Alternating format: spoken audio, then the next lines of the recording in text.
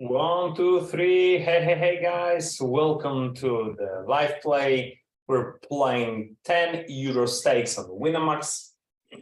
Yeah, let's see what's going on. So right table, we've got a Limpers, so definitely worth taking the initiative because most likely you can expect passive moves from the button. So pretty wet board, dunk betting right away. On the left, putting pressure on the limper. Okay, and we see that the limper just flat called. We've got definitely a place for a second barrel. There are lots of draws, not increasing the sizing too much. I think half is okay. And pretty interesting flop. I think even 3/4, maybe even a pot size bet could be a cool sizing because no matter if we bet 20 or 80, most likely our opponent will continue only with a flush draw or a king. So the board is pretty, the big blind's range is pretty static. Therefore, it's worth maximizing sizings with value and minimizing sizings with bluffs. Okay, so we've got a limp call. So we've got a 10 which blocks some of the gut shots. I'm not sure if we have 3 streets of value, so I'll check to see his reaction, and definitely versus a small bet we want to fire a raise, lots of draws, so lots of value to get. Simple decision on the river, and we got the guy. Okay, so playing heads up versus Pauli. Raise pot, not the best flop to see bet. I don't want to bet on the turn as well. Plenty of draws, and still there are aces in big blind's range. So if we bet the turn, we got to battle the river. I think I prefer just checking to see his reaction and possibly bluff the river. Jack 5 isolating, and this is interesting because on one hand, yeah, we got the open ender. On the other, if we bet nothing that's better gonna fold, we're only gonna get calls from tens, queens, aces. That most likely, if we check, they will check again. So I rather prefer check calling to catch these air cards, prevent raises and so on. Okay, so the guy bets not, he hasn't bet with too big sizing. So I think I don't want to pick too big sizing because I still want to receive a call from maybe a queen, maybe a lower pair. All depends on the opponent, but definitely don't betting because in linked calling range of small blind there are not many total air cards. King, great board to triple barrel. If the guy would call, I would just fire 3 bullets. There shouldn't be pocket pairs in his range, so definitely we can put pressure, make him call his high cards and just fold them on the river. 9 blinds, definitely not folding our jack 4. Against more aggressive guys, we could check this flop, but it's still a random guy, so definitely c-betting. Plenty of overcards to come, so we can barrel and 3 barrel to fold him from a 3 or a 6, or the same if he just decides to check call the flop with a 4 or 5. Okay, so as I said, I don't want him to fold right now, so I'll decrease the sizing a little bit to maybe make him call a bit more frequently 6 or a 3, or maybe make some moves with, I don't know, other gut shots. Okay, definitely not folding our top pairs.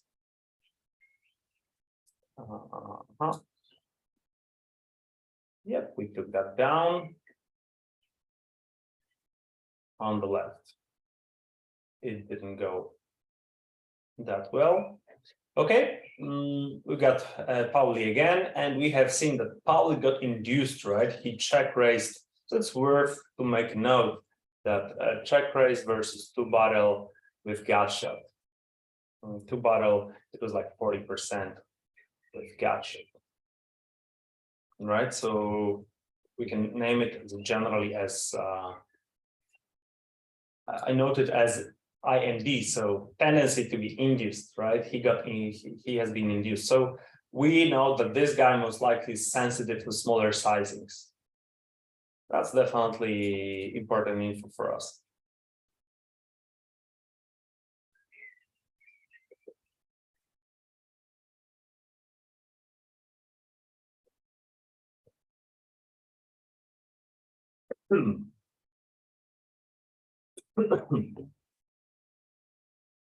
Moon race from the bottom.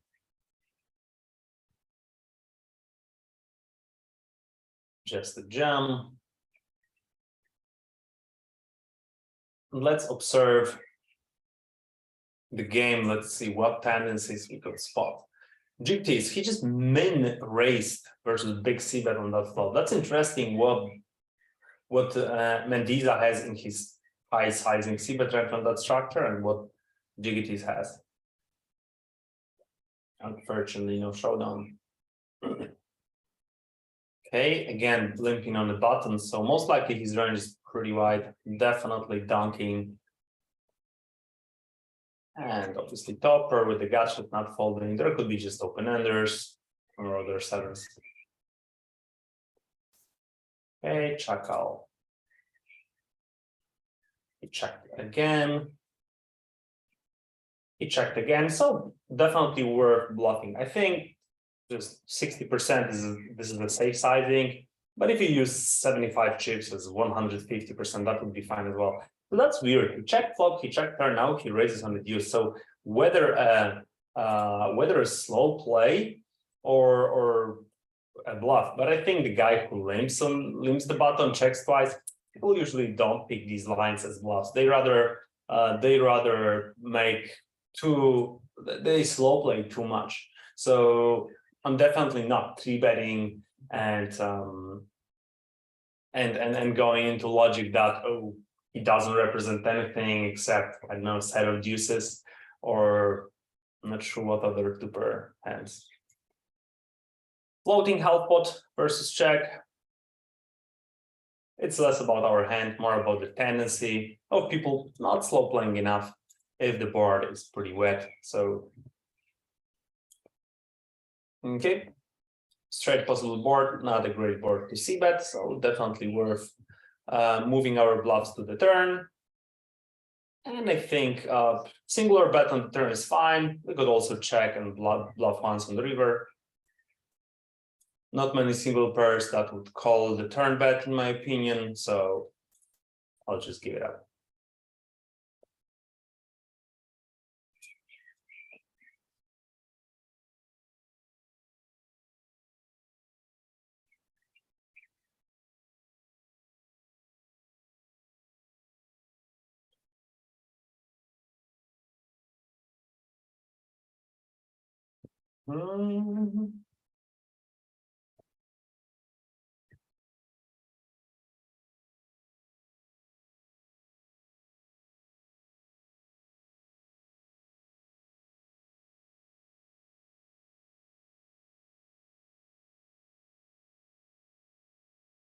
Just checking. High second pair. We've got also medium overcard backdoor, so we are not really afraid of turns. And full turn to bet. I think we can bet big size because we've got most likely the best hand and also plenty of draws. So just maximizing the sizing.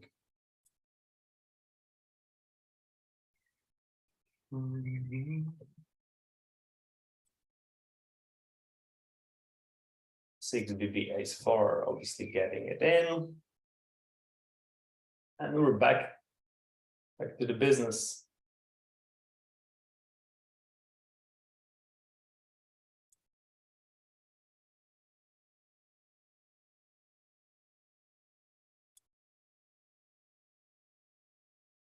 Eight high board, could be checked, could be betted.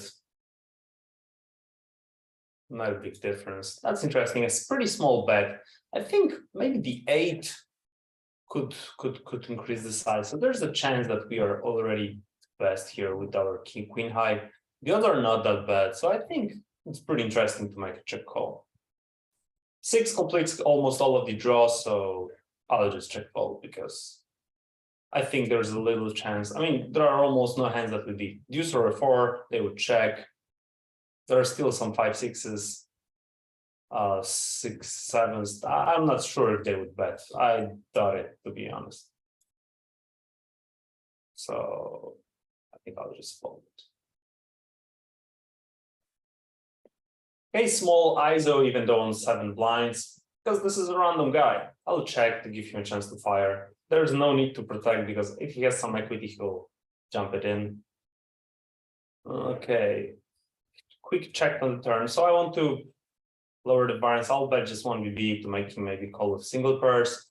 And I don't want to give him opportunity to bet big by himself, whether as a bluff or as a king. I'm not so happy about check calling the river. So I think taking the initiative, betting smaller is the way to go.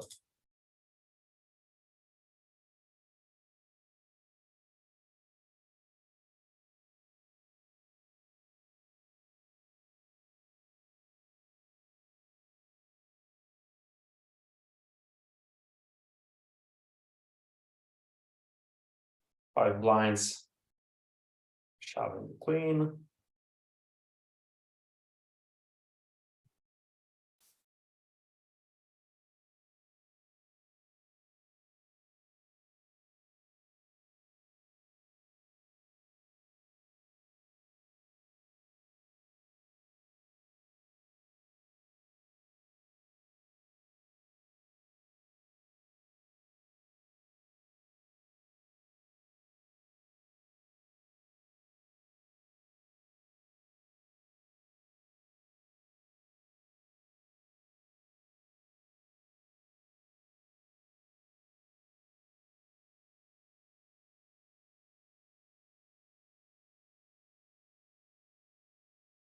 Different chart, guys, different chart.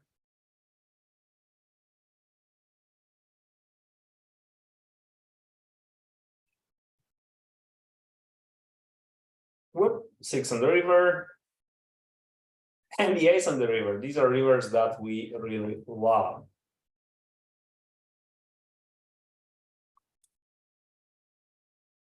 Holding 9-10. So we take down this 5x, I guess. Yes, it's 5. No, it's 10x. X, so that's cool. That's a pretty cool sack out on the river with that 6.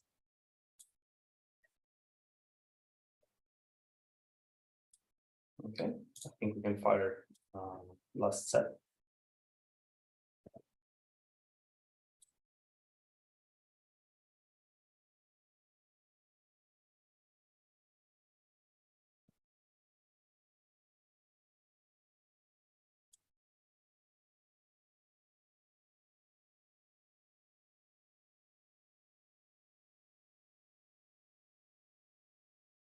Mendiza, maybe that limp is a bit too wide against him.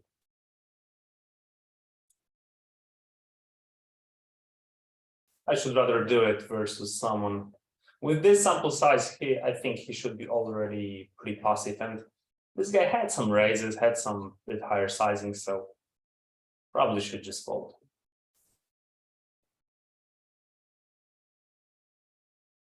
Seven blinds, good luck. As oh, aces. Who'd suppose that someone would open shop aces like that? Okay, chip and chart, guys. We still got chance. 7 high. Okay.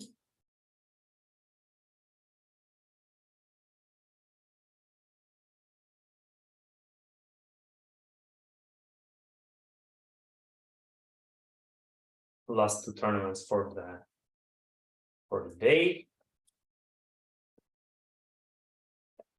Pete Leo limping again the bottom. Let's see what's going on. Keep in mind, the most important is to follow your opponents, to look for their tendencies, to look in which extreme of the strategy they are. Limp, check, check, min bet, right? Pete Leo.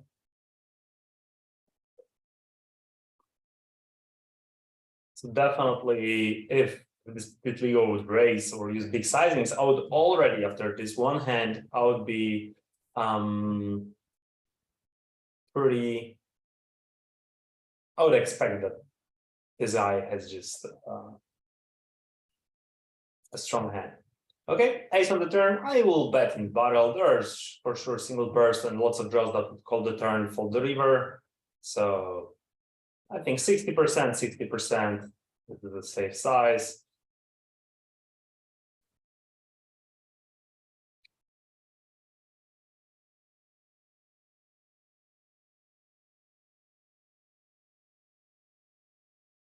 It doesn't always work. Sometimes you just have to accept the loss. But 60% bet doesn't need to work extremely frequently, around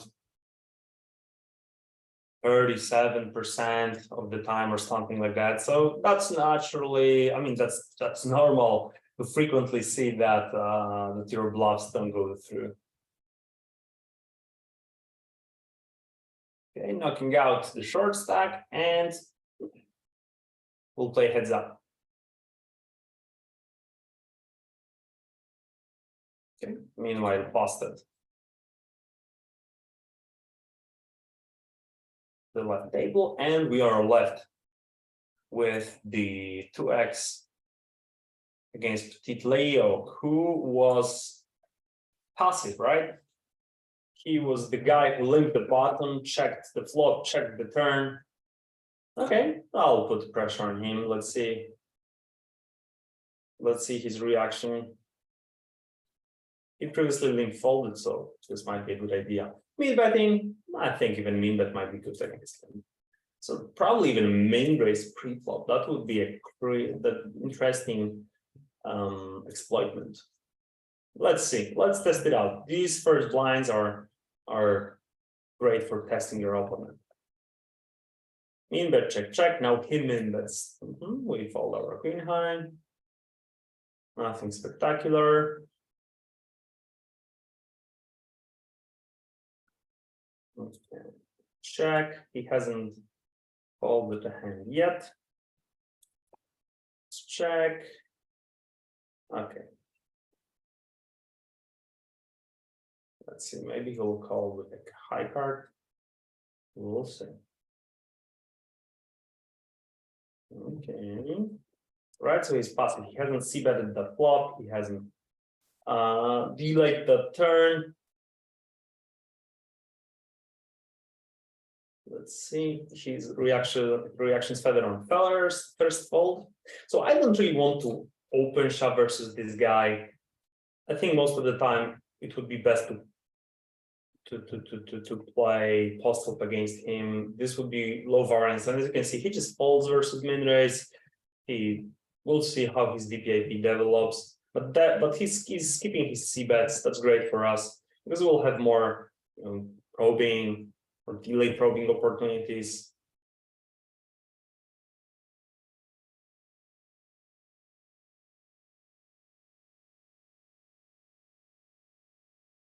He checked, and I will fire twice, half pot and maybe 60% on the river. Fold his ace highs and misdraws. Okay, even one. It's fine, it's enough.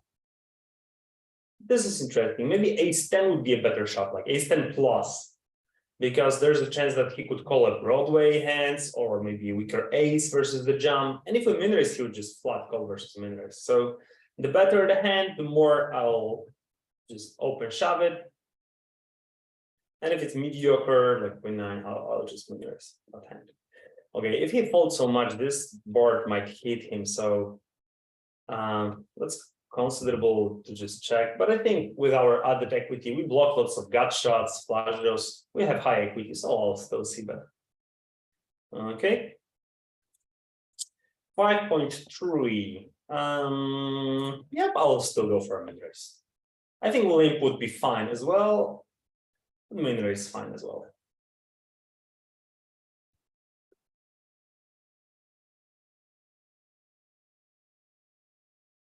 So yeah. Because for now he hasn't done, I mean, he just opened shop once. But besides that, he's playing pretty passive. So even these min raises at 5-6 BB could do the job. King 6. Okay, maybe King 6. I'll limit. Check.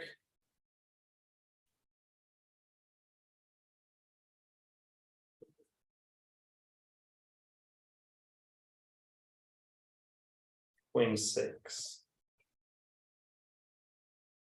Okay, I think below 5 we can start open shoving, because especially with I think the previous hand with Queen 6 should be open shove. King 6 should be open shove as well.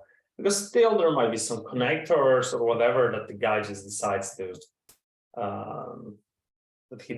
to raise, isolate, and we will lose our king has.